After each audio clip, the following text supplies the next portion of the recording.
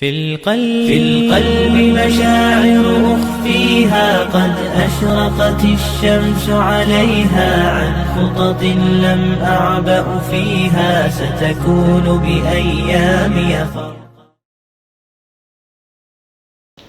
Bismillahirrahmanirrahim. Jalan-jalan ke Bangladesh, tidak lupa membeli cutter. Salah satu tandanya sukses adalah bisa menjadi dokter. Assalamualaikum warahmatullahi wabarakatuh. Waalaikumsalam warahmatullahi wabarakatuh. Alhamdulillah, pada siang hari yang cerah ini kami sudah kedatangan tamu spesial, yaitu dokter spesialis saraf. Assalamualaikum Ibu Dokter Rahmawati Akif. Waalaikumsalam Ibu. warahmatullahi Masya Allah. wabarakatuh. Sehat Bu Dokter Rahma? Alhamdulillah. Alhamdulillah. Baik, saya izin menyampaikan biodatanya Bu Dokter Rahma sedikit ya. Nama lengkap Dokter Rahma adalah Dokter Rahmawati Akif SPS MKes. Dan Dokter Rahma ini lahir di Sinjai 24 Maret 19 titik-titik ya Dok ya, dirahasiakan.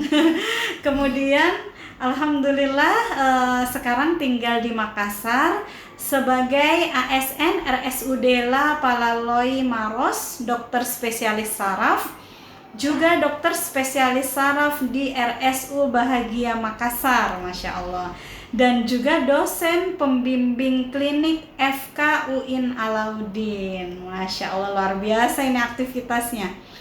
Dan moto hidup beliau adalah hidup itu bukan siapa yang terbaik, tapi siapa yang berbuat baik. Dan beliau bisa dihubungi di Instagram @rahmawatiakif_pic. Masya Allah, baik. Masya Allah ya, terima kasih banyak ini Dokter Rahma sudah bisa hadir di studio kami di Albiruni Mandiri TV. Alhamdulillah. Nah, ini Albiruni Mandiri TV kan mempunyai tagline leadership, entrepreneurship, and Quranic. Nah, tentunya kalau pengen jadi leader atau jadi wirausahawan yang sukses harus pandai-pandai menjaga kesehatan ya Bunda ya. Nah, terutama ini di masa-masa saat ini banyak yang mengalami gangguan di bidang saraf. Nah, ini semakin kesini kayaknya semakin banyak variannya begitu Dok. Tapi sebelum itu mungkin saya bertanya dulu Dok. Iya. Apakah memang cita-citanya dokter dari kecil pengen menjadi dokter? Nah, ini.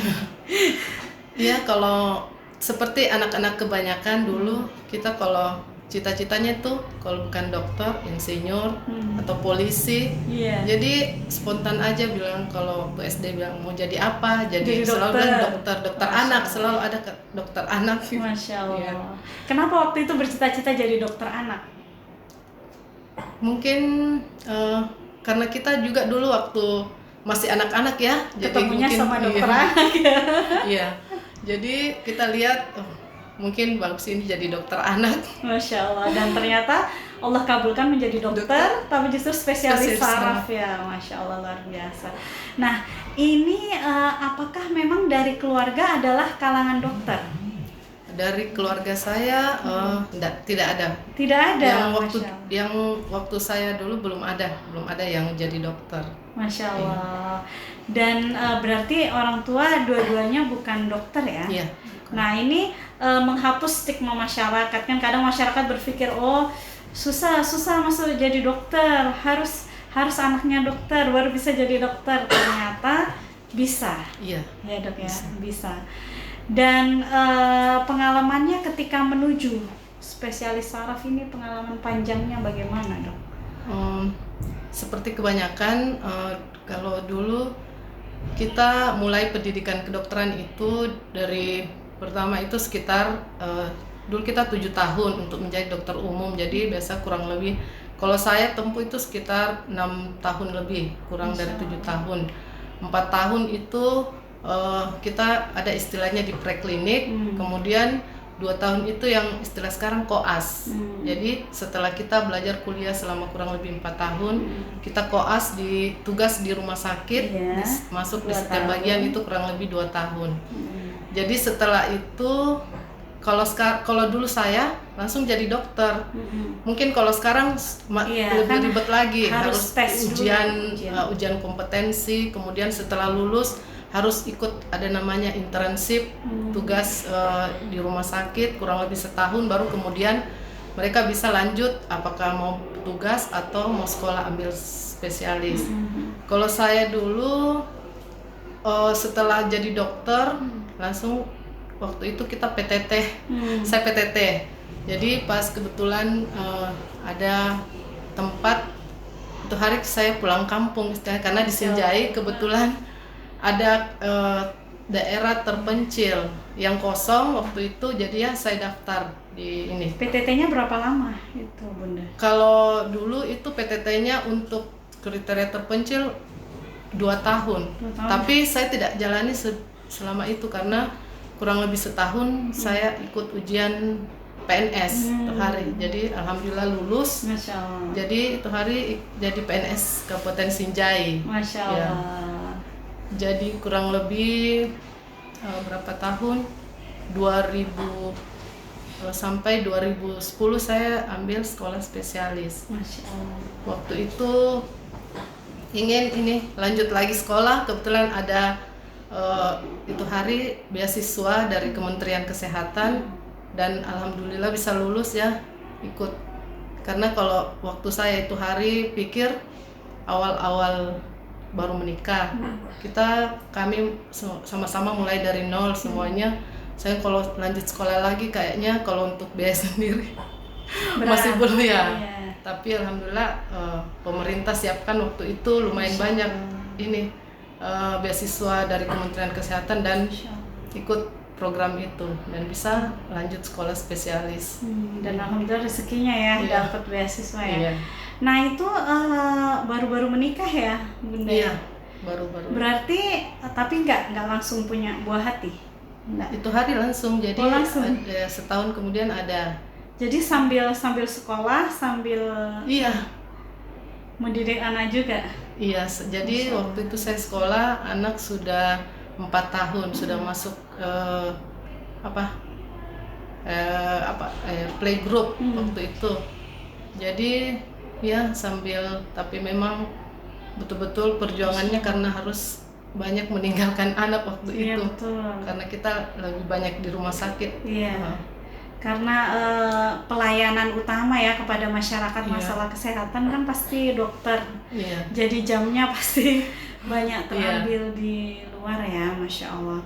Nah kemudian di sela-sela kesibukan sambil mendidik anak ya, saya penasaran itu kalau dokter spesialis saraf yang ditangani apa saja, Bunda? Iya.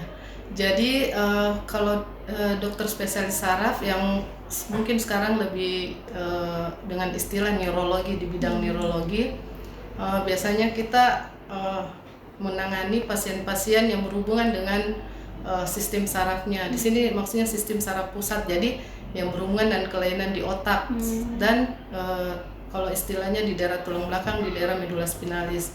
Jadi contohnya itu yang paling sering itu adalah penyakit stroke. Stroke kan sekarang sudah sama dengan penyakit jantung yang memang sudah kasusnya sudah banyak sekali dalam masyarakat. Nah itu salah satunya. Selain itu kalau kayak nyeri kepala termasuk, kemudian kalau di daerah tulang belakang itu kayak low back pain, nyeri punggung. Iya, kita juga tangani itu nyeri punggung. Kemudian yang paling sering juga ada istilah vertigo. Pusing berputar, oleng, itu termasuk vertigo. Kemudian penyakit lain yang dari infeksi sistem saraf pusat seperti kalau ada kayak tetanus dan yang salah satu yang paling sering juga adalah epilepsi. Ya, itu masuk semua di bagian saraf. Jadi tetanus itu ke dokter saraf ya? Iya. Jatuhnya? Iya. Padahal maksudnya kita pikir kan hanya kena paku tusuk biasa. paku, ya. infeksi, kemudian kena sistem sarafnya itu sampai biasanya kejang. Awalnya kalau kayak tetanus itu kayak sulit buka mulut, tetrismus, kemudian tahap lanjutnya biasanya dia kejang sampai biasanya tidak sadar. Masya Allah. Nah, ini selama pandemi Bunda, kasus apa yang paling meningkat di masyarakat? Kan kalau dulu sebelum pandemi, apa perbedaannya ketika dari sisi dokter spesialis saraf?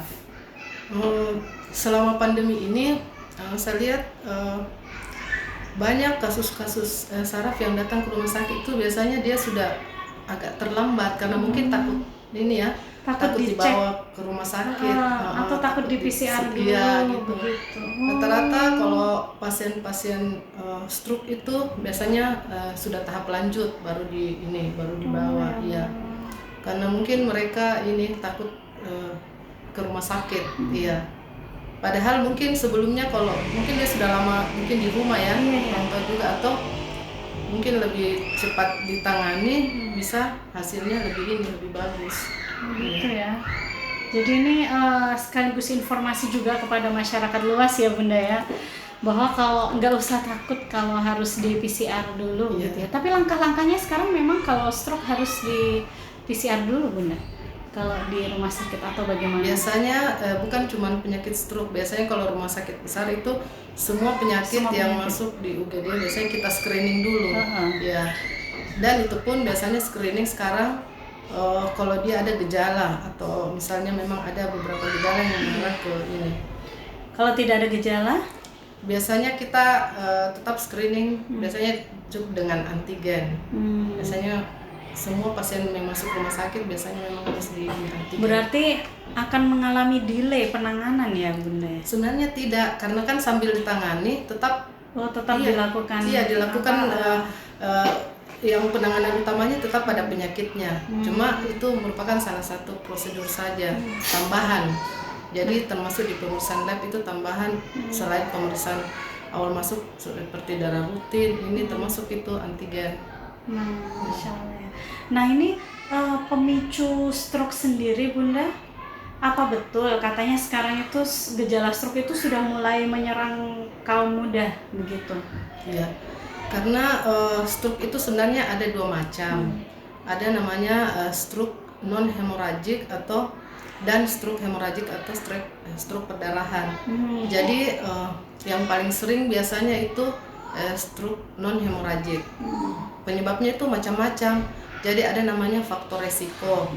Jadi salah satu faktor resiko stroke itu biasanya kayak penyakit-penyakit hipertensi. Kemudian kalau dia ada penyakit metabolik seperti diabetes, itu salah satu. Ada penyakit jantung. Kemudian termasuk juga pola hidup, gaya hidup seperti obesitas, salah satu faktor resikonya. Kemudian gangguan lemak dalam darah kayak kolesterol tinggi, kayak asam urat, semua itu merupakan faktor resiko kena stroke. Ya.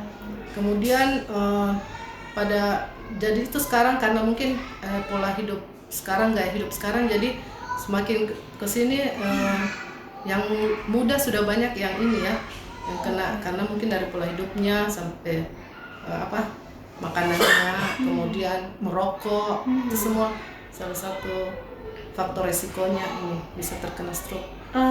Banyak rebahan itu bagus apa enggak dok? Nah ini pertanyaan dari masyarakat awam, banyak rebahan. Sebenarnya sih tidak juga, kecuali kalau rebahan itu misalnya dia habis makan langsung rebahan, itu sebenarnya yang nggak boleh ya. Nggak boleh. Tapi kalau untuk rebahan seperti kayak istirahat atau apa, sebenarnya enggak ini. Justru butuh ya? Iya, butuh istirahat, iya. Tapi kalau rebahan seharian gitu dok? Sebenarnya itu gimana? Sebenarnya tidak bagus juga ya, karena kalau kita rebahan seharian, kita kurang aktivitas. Akhirnya betul. Kan bisa jadi metabolisme kita jadi menurun, justru banyak menimbun kayak lemak, jadi akhirnya bertambah berat badan atau Karena sekarang nggak kerasa ya dengan adanya medsos itu kan dok, Jadi orang nggak kerasa cuman ngepoin status itu udah berapa jam gitu ya dok ya. Iya. Nah ini kalau pola hidup sehat yang betul itu sebenarnya bagaimana dok? Biar masyarakat luas terhindar dari stroke. Kalau pola hidup yang sehat itu yang jelas dari makanan. Yang pertama makanan. Makanan yang bergizi dan seimbang. Jadi makan makanan yang sehat. Kemudian kalau misalnya kita mengurangi makanan-makanan yang kayak instan, kayak junk food atau apa ya, boleh lah mungkin lah sekali-sekali, tapi sebaiknya dikurangi. Kemudian itu biasanya berapa bagusnya durasinya? Kayak misalkan saya kan suka mie instan, itu kan enak banget ya. Anak-anak kan biasa juga suka. Nah itu biasa kami batasi kalau di rumah itu 2 pekan sekali baru boleh, atau paling banyak 1 pekan sekali. Sebetulnya intensitasnya berapa kali? Sebenarnya sih kalau intensitas sih tidak ada ininya ya. Yang jelas jangan keseringan, jangan terlalu sering. Mungkin sekali seminggu atau ini bolehlah, karena anak-anak juga biasanya dia minta itu kalau ada makan selain makanan yang lain pasti dia selalu mau makan itu mie instan. Masya Allah. Kemudian kalau junk food juga ya? Iya. Burger. Dan itu tidak bisa dihindari ya, apalagi anak-anak. Apalagi kalau maunya cepat gitu ya, yang udah lapar, yang ready apa gitu. Nah ini yang bikin bahaya itu zat apanya dok? Kalau kayak di burger gitu. Itu zat yang mungkin yang ada pengawetnya ya, karena dia kan makanan yang sudah cepat masaknya, jadi biasa rata-rata disiapkan yang ini juga. Jadi mungkin ada bahan-bahan tambahannya yang ini yang berbahaya, mungkin kalau dimakan dalam jumlah banyak. Kalau kayak nugget, sosis, sebenarnya sih tergantung, karena kan banyak ini ya cara pembuatannya. Kalau misalnya dibuat, ada juga yang buat tanpa pengawet. Biasanya buat sendiri. Iya. Cuman effortnya lebih besar ya dok ya. Maksudnya kita harus punya waktu yang lebih luang baru bisa bikin sendiri yang tanpa pengawet gitu kan ya. Sebenarnya sehat begitu. Nah selain faktor makanan, berarti makanan hindari dulu yang junk food ya dok ya, junk food atau instan. Terus yang kedua apa lagi dok? Istirahat yang cukup. Istirahat yang cukup. Justru kalau diforsir nggak bagus ya dok ya. Tidur yang cukup, maksudnya jangan biasakan seperti kayak begadang. Ya. Kemudian olahraga, aktivitas fisik. Ya. Nah kalau olahraga ini yang ideal tuh gimana dok? Apakah harus sesuai berat badan, ataukah memang idealnya itu harus setiap hari atau tiap minggu atau gimana? Sebaiknya sih yang rutin, bagusnya setiap hari bisa kita beraktivitas fisik. Kira-kira berapa menit gitu dok? Minimal di jalan kaki. Jalan kaki ya. Berapa menit gitu dok? Nggak ada patokannya. Yang penting di rutin. Biasanya ada kayak 6.000 langkah gitu kan biasa. Iya. Cuman kadang kita keseharian terlalu asyik bekerja jadi lupa olahraganya ya dok ya. Iya. Dan bekerja itu apakah sama dengan olahraga dok? Beda ya? Kayaknya beda ya. Beda ya. Iya. Karena kalau olahraga memang kita harus punya waktu yang bagusnya, luangkan waktu untuk ini. Dan nawaitunya olahraga ya. Tapi kan kalau bekerjanya tergantung juga sih di bidang apa bekerjanya. Kalau bekerja di bidang yang memang menggunakan fisik ya termasuk olahraga. Kalau yang kebanyakan duduk, itu iya. Jangan lupa berdiri kalau sudah duduk. Seharian duduk di depan komputer. Sebaiknya sekali-sekali harus berdiri, meregangkan otot-otot. Karena paling sering juga ini kalau banyak duduk, kalau di bagian saraf itu kena namanya LBP, low back pain, nyeri punggung. Nyeri punggung. Iya. Kalau dia banyak duduk kan, nah itu biasa faktor pemicunya. Sampai nyeri banget gitu dok ya? Iya. Sampai dibawa ke dokter berarti kan dia nyeri banget ya? Iya. Saya rasa. Paling sering itu banyak keluhan pasien itu dengan nyeri punggung juga, nyeri punggung bawah. Nyeri punggung bawah. Iya. Oh iya. Terus itu Sebabnya kenapa biasanya? Karena banyak duduk itu tadi ya? Yang paling sering sebenarnya ya salah satunya karena faktor ergonomis, maksudnya kan kalau ergonomisnya salah duduk terus, kemudian biasanya kalau enggak itu riwayat jatuh terduduk. Oh, Bisa kena itu yang dihindari ya, nggak boleh main-main kursi ya. Iya, ujung-ujungnya kan kalau ini bisa jadi penyempitan saraf. Jadi istilahnya kita biasa mungkin didengar ada penyempitan saraf. Iya. Itu. Masya Allah. Itu awalnya. Terus juga katanya bisa ke mata ya dok ya, bisa mengalami kebutaan ya orang yang jatuh duduk katanya. Iya, kalau kena sampai ke ini saraf ininya, saraf matanya ya. Tapi paling sering itu ini paling tulang belakang, ya punggung. Nah ini berarti solusi untuk yang bekerjanya banyak di kursi, per berapa menit harus berdiri dok biasanya? Minimal dia 30 menit atau 1 jam harus berdiri. Ya. Terus harus banyak minum air putih juga ya dok ya? Iya. Masya Allah ya. Terus itu dari segi minum apa tadi makanan ya dok ya, kemudian rajin olahraga juga ya harus betul-betul hidup sehat ya dok ya. Nah kemudian kalau stroke sendiri kan ada katanya ciri-ciri awalnya ya dok ya? Iya betul. Katanya kalau ini saya pernah baca tuh wajah misalkan dibagi dua terus tidak simetris. Iya. Itu bener ya dok ya?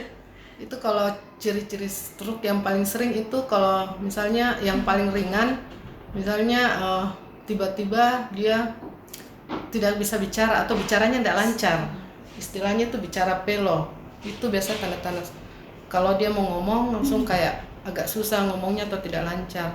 Kemudian yang paling awal juga dia rasa ada kram-kram separuh badan, jadi dia bisa kena kram-kram tangan misalnya tangan kanan dengan kaki kanan, jadi dia ya kalau ada tangan kram, kanan kaki kanan iya satu garis begitu iya sebelah atau tiba-tiba mulutnya miring.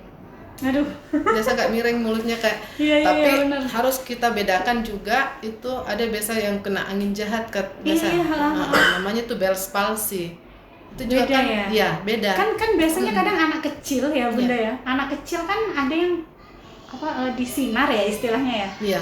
Disinar karena kadang anak kecil dulu kan main gini-gini kan sama temennya kan, kadang ada yang sampai katanya kena angin jahat itu kalau istilahnya di bagian saraf itu Bell's palsy. Jadi setengah, tapi bedanya kalau Bell's palsy itu dia kena mata juga, jadi matanya kadang tidak bisa tertutup sebelah yang kena, kemudian ini alisnya tidak bisa diangkat, tidak bisa diangkat. Iya. Kalau stroke, jadi kita ceknya bisa ngangkat alis separuh apa enggak gitu ya. Kalau bisa berarti alhamdulillah gitu. Kalau biasa latihannya itu di rumah di depan cermin, biasanya kalau orang yang kena Bell's palsy disuruh latihan angkat alis, tutup mata. Angkat alis tuh dua-duanya atau satu gini? Dua-duanya. Dua-duanya. Untuk latih yang tidak terangkat itu kita bantu angkat gitu pada pasien-pasien Bell's palsy. Nah bedanya dengan pasien stroke, biasanya dia tidak kena mata dengan alis, dia cuma kena mulutnya miring, tapi dia punya keluhan lain seperti itu tadi saya bilang kram-kram separuh badan, atau bicaranya tiba-tiba tidak ini lancar, atau bahkan yang lebih berat bisa sampai lumpuh atau sama sekali tidak gerak setengah separuh badannya, misalnya sebelah kiri atau sebelah kanan. Ya.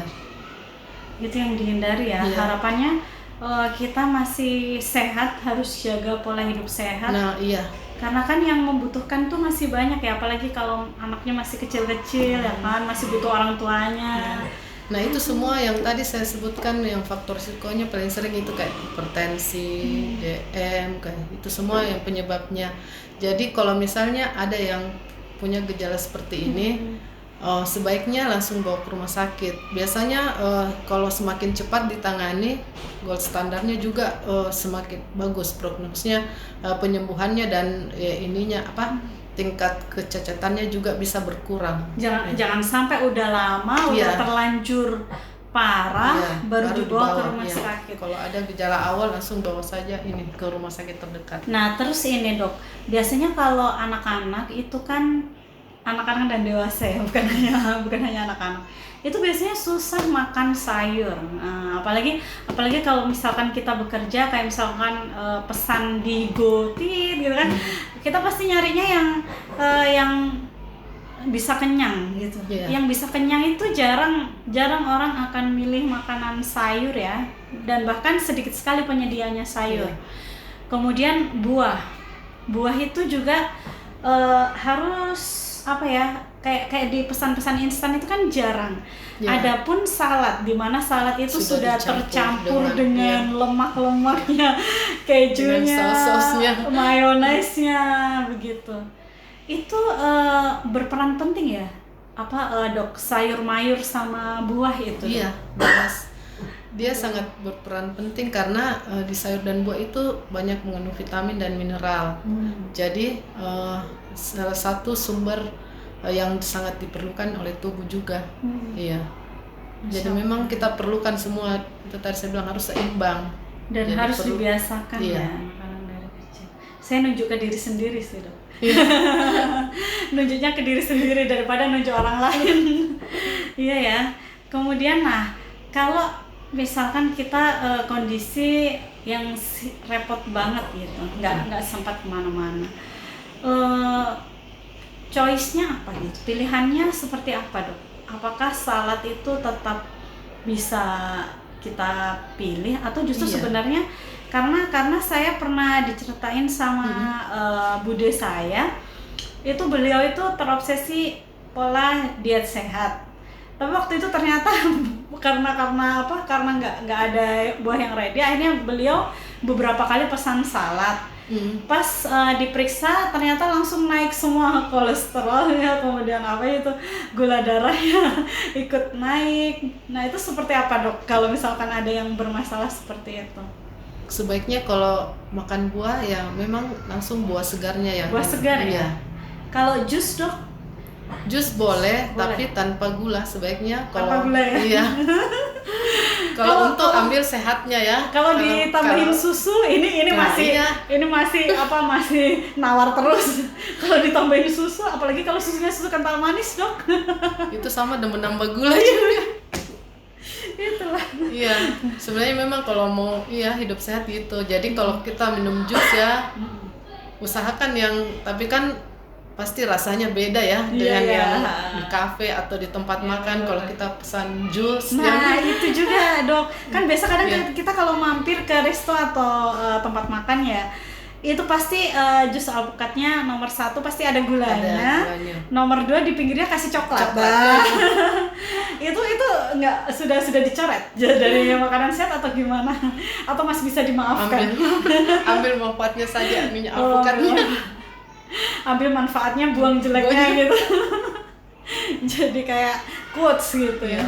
Jadi ini pesan juga buat diri saya dan mungkin para pemirsa semua. Rata-rata sih ini viewernya sekitar 300 biasanya, Dok. Semoga nanti bisa. Tapi kalau parenting sudah tembus 1,5K. Jadi semoga semakin banyak yang tahu masyarakat. Jadi kalau bikin jus itu diusahakan tanpa gula ya, Dok ya. Tanpa tambahan. Kalau buat sendiri ya di rumah. Kalau buat sendiri di rumah tanpa susu kental manis, terus tanpa coklat atau tambahan-tambahan yang lainnya ya, Dok ya. Tapi sebetulnya tubuh kita juga perlu gula. Iya, ya, jelas. Iya, perlu gula itu nanti diambil dari mana, Dok? Kan gulanya bisa diambil dari karbohidrat, dari nasi. Nasi itu sudah ada gulanya ya. Sebenarnya kan boleh kita pakai gula, kan ada batas maksimal dalam sehari penggunaan gula. Mungkin sebenarnya lebih detail lagi sih sama dokter ahli gizi. Dia betul, pasti tahu sedetail-detailnya bagaimana kebutuhan gula kita, bagaimana kebutuhan semua ini ya. Masya Allah. Jadi setiap hari pasti ada, cuman ada batas maksimal. Nah, kalau di neurologi sendiri, Dok, itu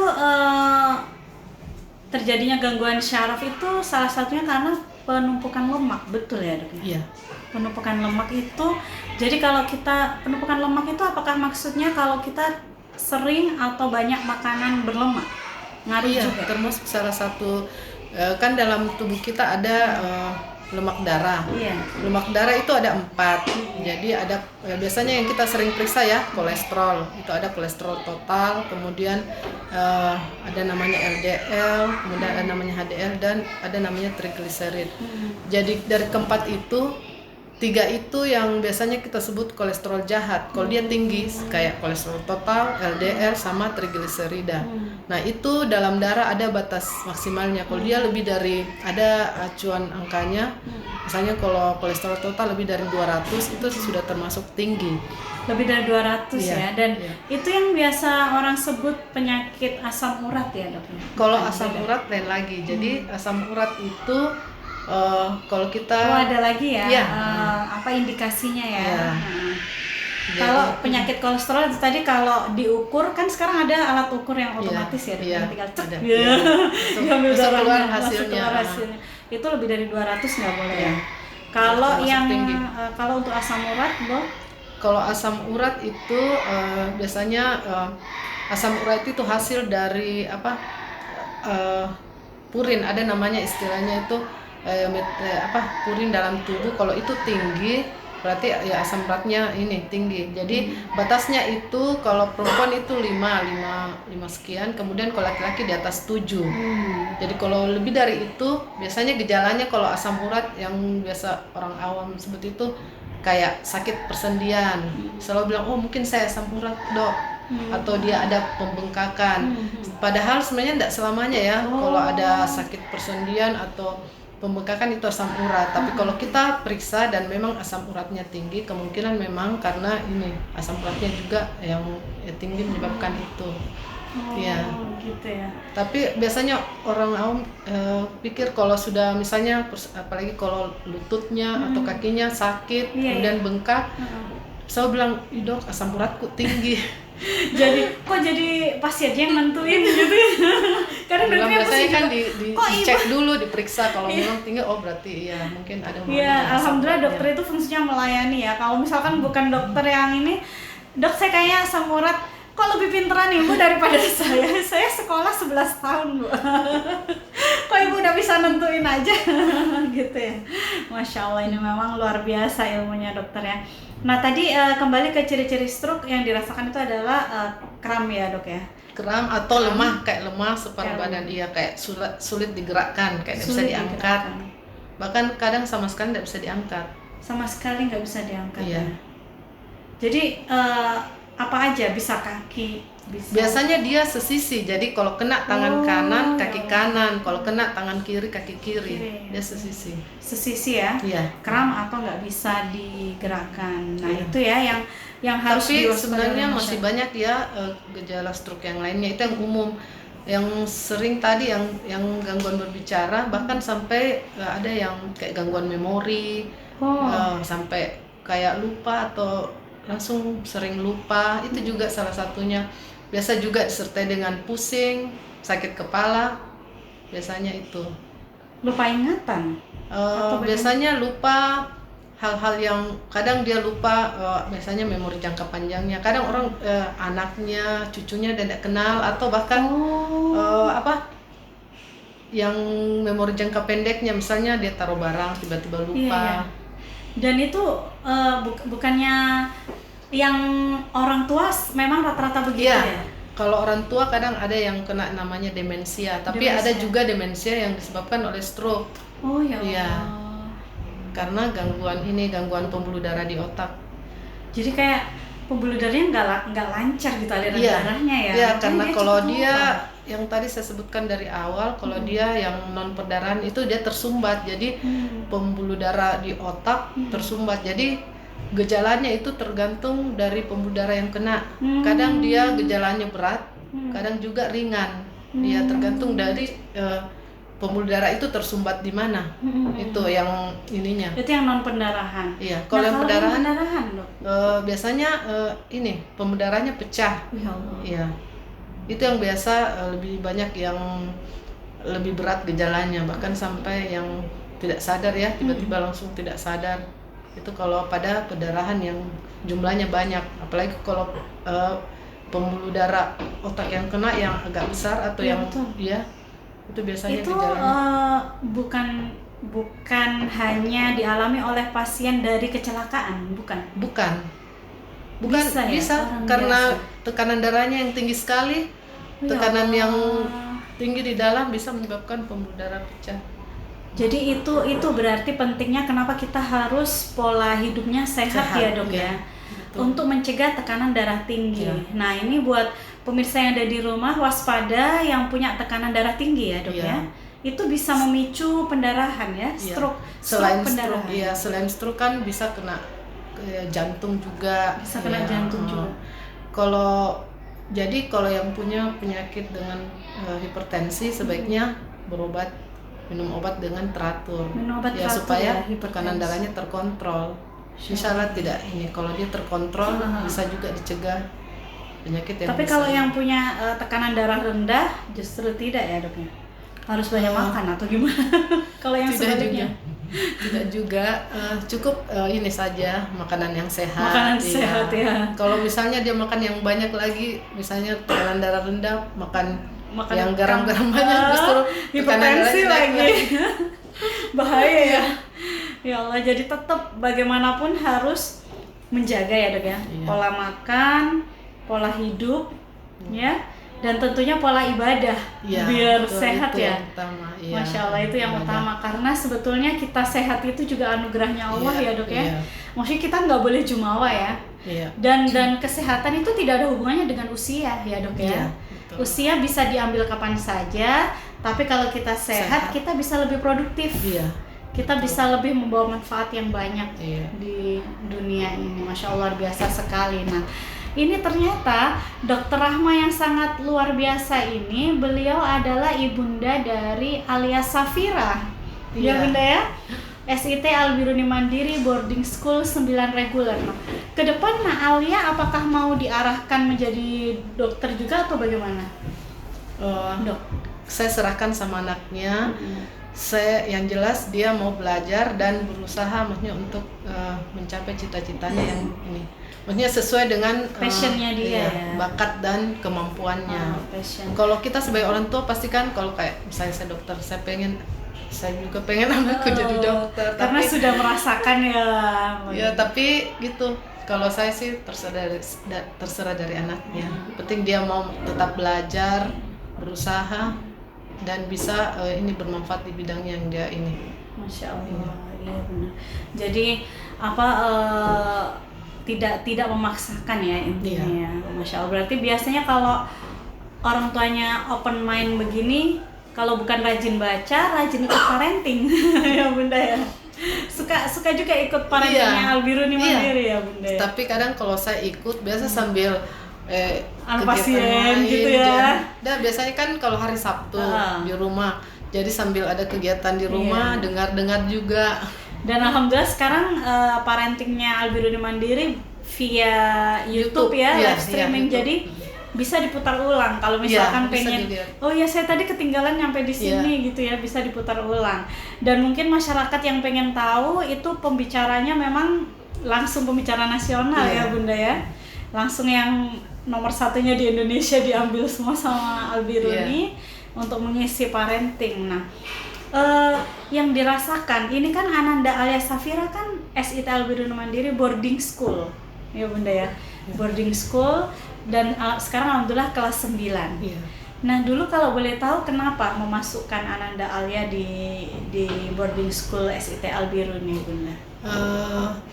Saya ini dia enggak boarding, cuman sekolahnya di sekolah, ini, kebetulan rumah dekat ini juga. Yang di Karunrung? Iya, Karunrung, iya. Masya Allah. Jadi itu hari saya cari sekolah yang ini, yang agamanya juga ada, ilmu ininya juga. Jadi saya sudah cari dunia akhirat, iya. Jadi saya putuskan, saya melihat programnya sangat bagus.